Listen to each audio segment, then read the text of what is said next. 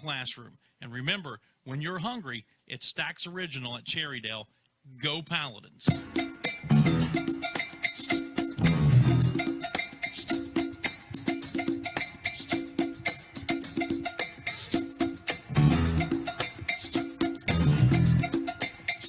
All right, welcome back. It is, about 10:20, right on time. That's how we're supposed to be around here, right?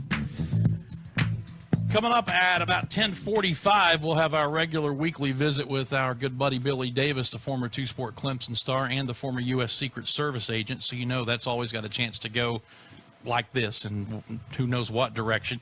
Kind of like the life of this guy right now. The last 24 hours or so, probably even more than the last 24 hours, maybe the last couple of weeks. Bob Richey, congratulations, man. I appreciate it, Dan. I appreciate it. And this is where we wanted to be. But, yeah, it's fast. It's fast, but it's fun. And we're solving the problems that we need to, day by day, second by second, and getting our message out there and getting the staff situated and getting to recruits and working guys out and just having a lot of fun. Pull your mic up just a little bit closer to your mouth. I thought there were a lot of great lines in the press conference yesterday. I thought one of the best when you were talking about retaining the two members of the staff, Jay McCauley and Dwight Perry, and I think it was Jay's family, or you mentioned something, or maybe it was even about yours, but I think it was Jay's where you said they were the happiest people in the room because they didn't want to move to Iowa. You know what? I was actually talking about my kids. Was it your kids? Yeah. Okay. Audrey, my 7-year-old, has probably asked me every day for the last 2 weeks. And, obviously, I tried to tell her, I said, we'll just cross that bridge when we get there. And, there's somebody in control of this whole thing that he already knows what's going to happen, and we're going to trust that. And, she would have done it, right? But she's 7. She didn't know anything. And she's got her friends here. And she was excited, though. And my wife, Jessica, her family's from here. She's grown up here her whole life. And we're just excited to be able to call this home.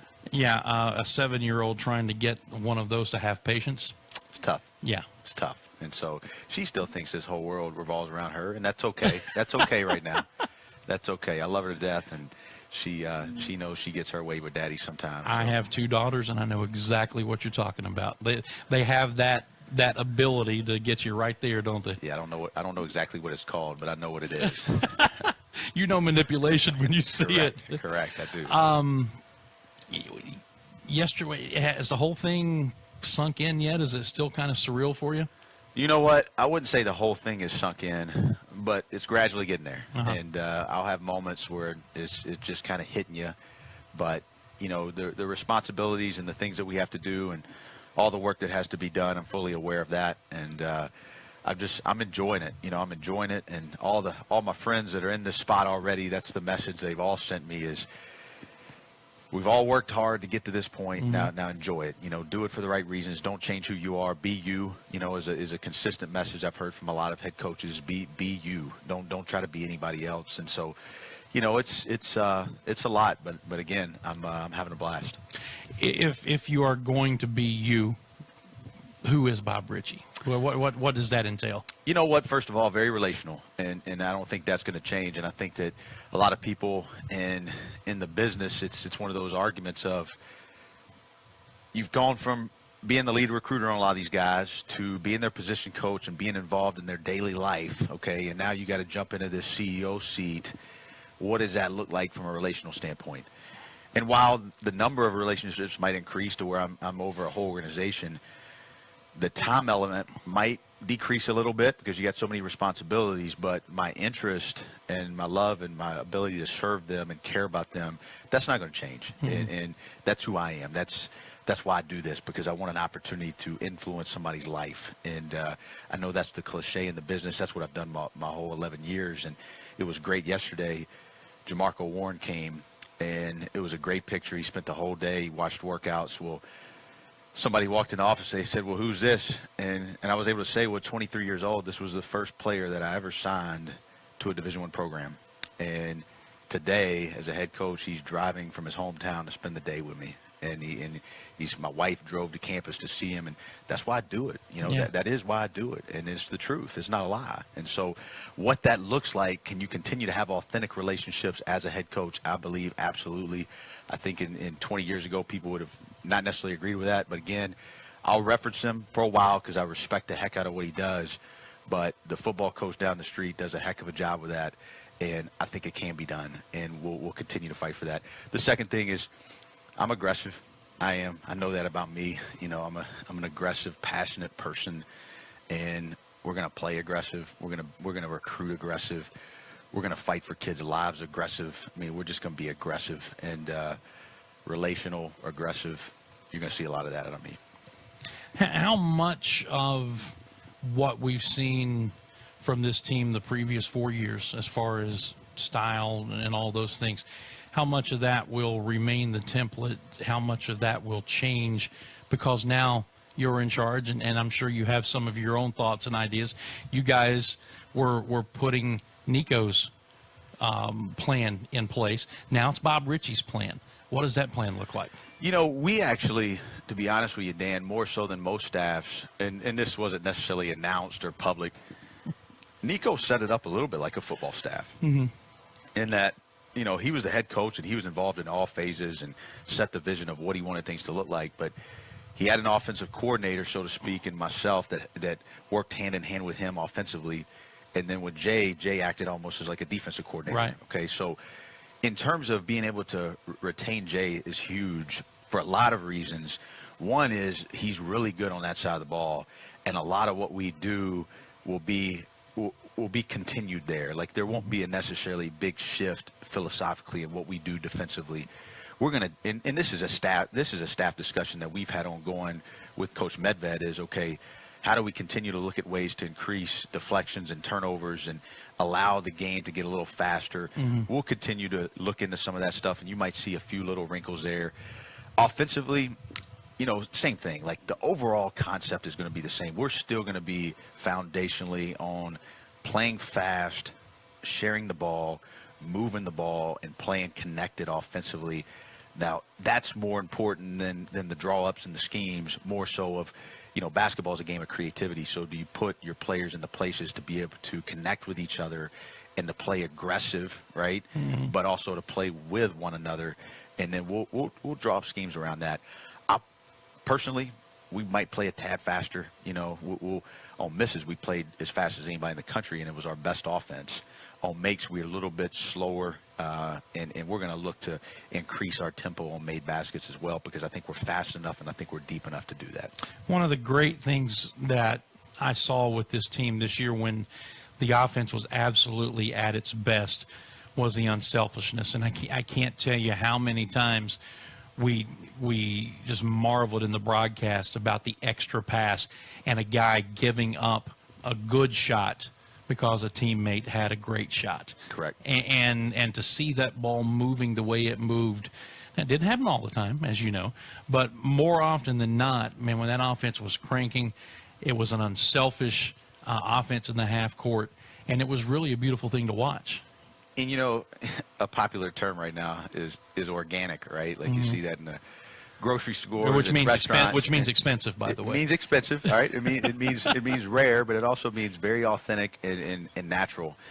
And I think a lot of those games that you're talking about, a lot of that offense was organic in terms where we call it playing off of penetration. So can we put a scheme in place to where we put players in positions to attack a defense and force a defense to collapse, and then can we play with each other and get that ball moving? You see that defense scrambling, they're trying to figure it out, and then all of a sudden somebody gets a wide open shot. And so that's what we call playing off of penetration. We work on that all the time. We will continue to work on that. That will be a huge staple in what we do. That will not change. We have a lot of shooters out there. And I'm going to tell you what, as fans, I was out of breath when I came over here, and the reason is because I've been meeting with Matt Rafferty for the past 30 minutes, and everybody's asked me about Matt, and we just had a great conversation. And I just told him, I said, you're a huge part of this. You are an absolute huge part of this, and the fan base, that they miss you, and everybody's anxious to see how this is going to fold out. But he's going to be a problem, and he's going to be somebody that we're able to, if you remember his freshman year, early, we had him on the block a lot, and then as the season went on, we had he and Chris on the floor together, and that pulled him away from the basket a little bit. And when you really look at the production numbers, if we're honest, his production went down a little bit, right? Pulling him away from the basket. Well, now with Chris leaving, okay, we got to have an anchor down there, and I think he's going to be that guy. I think you put 4 shooters around him, and you throw that thing down there on the block to him. He's just good at he'll be better than anybody we have at this point, even this past season, an element that we missed a little bit of somebody being able to score with their back to the basket. And then we all know he's a quarterback in high school, and if they want to bring a double team with 4 shooters out there, he's going to find that guy. And I think that's a different element that we're going to be able to add to all the stuff that we've already done. And to your point, if I remember correctly, in his freshman year, he was second on the team in assists. Absolutely, because like I said, 6'8" high school quarterback, right? He actually did that, like played football, quarterbacked an offense. So if they bring a double, he's an excellent passer. And so we're going to do some of that where we're going to have situations where we can post him. And, you think back his freshman year, the App State game in Boone, where he just had his way with those guys. And he's just crafty down there. It reminds me, not quite as athletic, but Belmont had the Evan Brad's kid that just, 6'5", and just tortured people in the block. Angles and smarts and craftiness and just figuring it out. I think we're going to get to see a lot of that out of Matt. And the best news is he's going to have a full off season to get stronger and to get his conditioning back. And God forbid, barring another injury of some kind, he's going to come into the season next year better conditionally than we've ever seen him. Correct, because last year we had no offseason with him, right? And a lot of people, you could see that rust was starting to come off right before he got hurt again. But now, right before we met him, he came in my office soaking wet. He just finished a shooting workout, and he's not full go yet, but he's been lifting. He's doing a lot of shooting workouts. He's being able to move more. He's getting there. I would say he's 85% right now in what he can do, to a point where we're getting close to the point where he's going to be able to play. Get him in shape, get him stronger, try to extend his range a little bit, and he's going to be a force the next 2 years here. This is Bob Richey. Friday, officially, he was named the new head basketball coach here at Furman and had the introductory press conference yesterday before a full room, by the way. That was great to see. A whole bunch of people there, media there, cameras everywhere, and you got a chance to put your act on display before a nice crowd. It was fun, and I gave a message from my heart, and that's how I feel. It wasn't anything that I had to sit there and rehearse 5 times. It's who I am, and I try to be authentic in my approach. I'm passionate about this place. I'm passionate about what we can do here, but I want everybody to know, okay, it's going to take everybody. Okay, it's going to take everybody, and we can't make the mistake when you study business and you heroize one position. And all of a sudden, everything, the line of everything rises and falls on leadership, there's definitely some truth to that. But successful organizations understand the team concept. Right. They understand that this all fits together. And we can't elevate and put too much on just saying, hey, they're the basketball team, they'll figure it out. We got to all get involved in this thing. And that includes us getting out, and that includes more people getting in. But we got to get it. We got to get the whole group on this play, and let's put this Army together and move this thing forward. You're talking about passion. I mentioned this in the opening segment before you got here. I can't tell you the number of people who came up to me in the last couple of weeks, told me they saw the interview that you and I did prior to the interview process starting, and used words like that, passion. And if you remember, I point blank asked you, I said, hey, let's get this out of the way right now. You want this job, don't you? And your response, I believe, was more than anything in the world. And that really came across to people. That resonated with people. And I think the entire interview was that way. People saw your passion and desire to want to be the head coach here. And I think they saw it on display again yesterday. Well, I was talking to one of my close friends in the business, and we were talking about that and just talking about how excited I was. And you're sitting there in life, you try to think of simple analogies, and it's like if you invest in the stock market, right, and you find a business that looks like it's starting to come up, and you invest in it, and you invest when it's low, and you ride that thing out, and you ride that thing for 6 years, okay, and the stock price goes really high, and then somebody comes up to you and says, do you want to cash out on that, or do you want to give that away and let somebody else cash out on that? Okay, and that would be that would be kind of what you think in terms of when somebody comes up to you and says, why do you want this job? Or does somebody want this job? Or should we go? Look, we've invested in this. We've invested our life into this. We've invested time into this. We know these players. We know these families. Of course I want to be here, and I don't want to be here for just what we are right now, okay? I want to be here just like I said yesterday. Let's dream big, okay? Let's continue to think forward and what's next and what can we do to get there? How can we be better? And that's what gets me up, and quite frankly, it hadn't been really hard to get me up right now. It's been the challenge has been getting me down, but you understand what I'm saying. What did it mean to you to hear Mike Buddy talk about the fact that he got phone calls and text messages from the players unprompted, that he didn't seek input from them, that they gave it anyway? What did that mean to you? It just shows you the relationships we have. It just shows you that don't question how you do it. Don't change being authentic. There's nothing in life more powerful than relationships. There isn't. I mean, you can talk about anything else you want, okay? You can talk about possessions, materials, wins. You can name it, okay? There's nothing more fulfilling in this life than relationships. And when my friends were calling me in the business saying, okay, have you done this? You got to go do this. The relationship was more powerful, okay? That was already established, so that all work was done out of the passions of their hearts. And I had to sit here and continue to do what I had to do to get the job, but it just showed you what we're doing works, but it's also authentic, and that's the best way to do it. Hey, let's hope they feel the same way the first time you have to stop a practice and run the fool out of them, because that day's coming now. And that's what I don't want our fans to. It's just like everybody looks at that sometimes and thinks, well, if it's just relational, then it's going to be a players program. It's going to be what, no, that's not how it's going to be. Okay. If you have an authentic relationship with somebody and you have trust, you can push that player harder.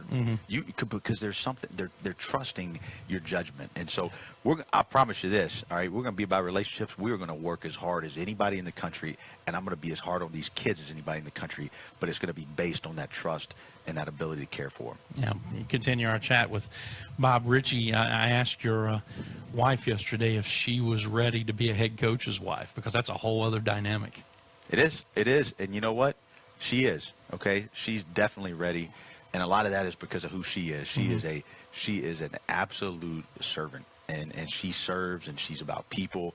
She loves. I mean, you look at what she's done with our kids, and she's just done a phenomenal job there. People that know her, they understand what I'm saying. And like I said yesterday, people that don't know her, they're going to be blessed when they get to meet her. And she's going to look to serve as best she can in this campus, in this community, and for these players. And she's right there in the journey with us. So this has been fun. 34 years old, correct? 34. Just turned 34 in March. Just turned 34 in March. Do you feel like in today's game that's an advantage because you're closer to the age of the players and maybe you can relate to them better, or is it maybe a little disadvantage because you don't have that aura that comes with age, whether it's warranted or not, of being more of an authority figure? Yeah, I don't know if I can sit here and quantify if it's an advantage, if it's not, right? I mean, I think that you can take examples of, older head coaches that are having success. I think you can take examples of younger coaches that are having success. I think it still goes back, Dan, to being who you are, okay? Being really passionate about what you do, having a plan, which we do, and making sure that you work daily to establish and stay with that plan and being consistent. And, the age factor, I'll attribute that to energy. I think I attribute that to passion. I've still got some youth to me, and we can use that in more hours, and we can crank this thing out a little longer, is what I feel, but I don't know if I could sit here and tell you that it's a plus or a negative, but we're going to try to make it a plus. Just a couple more things. I want to let you go because I know that you got a lot going on, just based on what you told me about what happened after the press conference yesterday. Is like no rest. Can't call you the weary yet, but right. No. you might I'm be. Good. I'm good. You might be soon if you. Hey, listen. I don't need sympathy from anybody. I promise you. I'm absolutely loving this. So, nobody feels sorry for me. my wife's looking at me last night like, when are you going to sleep? You got to get in. And I do. And that's going to be a big piece of it is you got to rest. You got to take care of yourself. But we're still flowing on adrenaline a little bit right now. Yeah. Heavy is the head that wears the crown, man. All that stuff now is coming down on you that used to be deflected to somebody else. The opportunity now to engage with the other part of any basketball program, and especially here at Furman or any sports program, with the people who can make things happen off the court, and that's the donors, the fans. I know you spent a good deal of time with some of them after the press conference yesterday. How is that going to be for you? Because I know you had interaction with them as an assistant, but again, it's different now. You're the guy. You're the guy they're going to be looking at, saying, if I give my money, I expect wins, and I expect this, and I expect that. How do you anticipate that part of it going? I think it's going to go great, and I think a lot of that has been established already in these last 4 years through the Round Ball Club. They want access, right? I mean, they want information. They want to know what's going on, and the Round Ball Club has given this group an avenue to be able to know who we are, what we're doing, and the ins and outs of the program.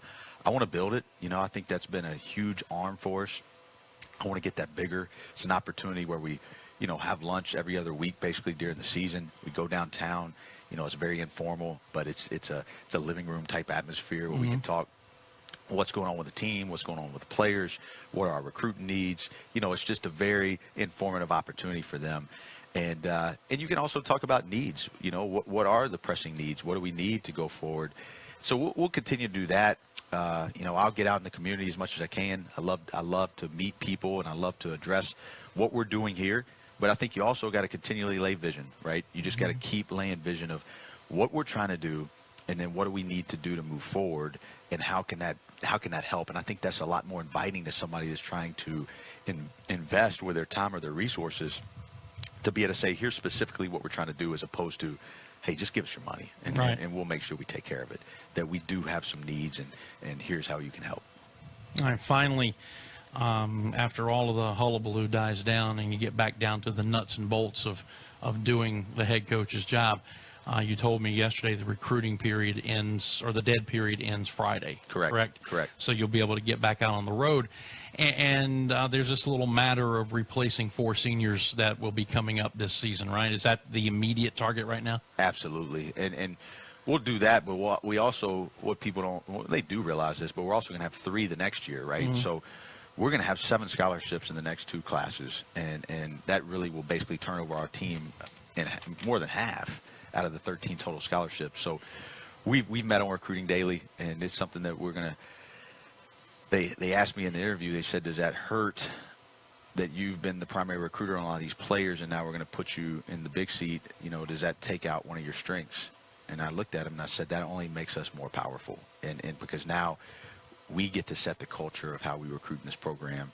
And I get to decide that, how I put my staff together, that every person in this program, from myself to everybody that works with us, will have a hand in the recruiting process. And we're going to recruit aggressively. I promise you that. And we're going to continue to stick to who we are. And we're not going to compromise the things that we're not willing to compromise. And we're going to find really, really good players that compete for championships. All right, finally, Jay and Dwight, again, have agreed to stay on. Any thought of a timeline to fully get your staff completed and say, these are my guys and we're ready to go? We're getting there. And I've been humbled by the response, and the people that are willing to come to Furman and work at this point, right? And you'll get the text or the calls or the emails, and you're like, really? They would, quote unquote, come here from there, or what's the opportunity? People all of a sudden now see this as a big time opportunity. And so, I don't really want to get public with some comments, but I can tell you this, it's a lot of interest. Now, I said I was aggressive, and I meant that. And, I've been aggressive in my approach and my sell to a couple people that I've got my eye on. We will have candidates on campus starting Thursday. We'll have people starting to come that we're going to start to get this stuff worked out. I'm not going to rush it. I want to know that it's the right person. We're going to scout the heck out of them, and we're going to make sure they're the right people and that they can continue to push forward our vision. But I'm going to, in the balance of making sure you have the right choice, but also getting them here as soon as we can so they can get to work, I want to try to meet that balance as best I can. So we'll get a great staff.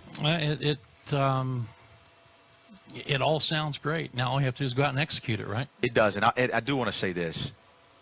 Jay and Dwight staying is huge. Yeah. Okay, and I want the fans to know that. And those guys, they're smart. They're great in the community. They got great families. They're us, you know, and so we don't have to break that continuity. Our kids don't, you know, we don't have to just go and revamp this whole thing, right? The recruiting process of what we're looking for, they're good on the court. They're good with our guys. Those two guys are great. They're going to be big-time assets for this program, and their commitment to staying here just shows you how they believe in what we're doing. And I just want everybody to understand those are two big wins right there. Two big wins. Well, Bob, I got to tell you, I was really, really happy that you got the job. I was so impressed with what I heard at the press conference yesterday. I wasn't surprised, but I was impressed, and I'm really looking forward to seeing how things work out moving forward. But congratulations to you, to Jessica, your whole family. Your kids have got to be just vibrating now. Hey, they get to stay here, and now Daddy, hey, can we go out and run around the gym and do all the other things, right? Yeah, they think I'm really cool right now, right? Yeah. Hold on to that as long as you can. Thank you, my friend. Thanks, Dan. I appreciate it. All right, that's Bob Richey. Stay tuned. We'll be back with Billy Davis after this. Don't go away.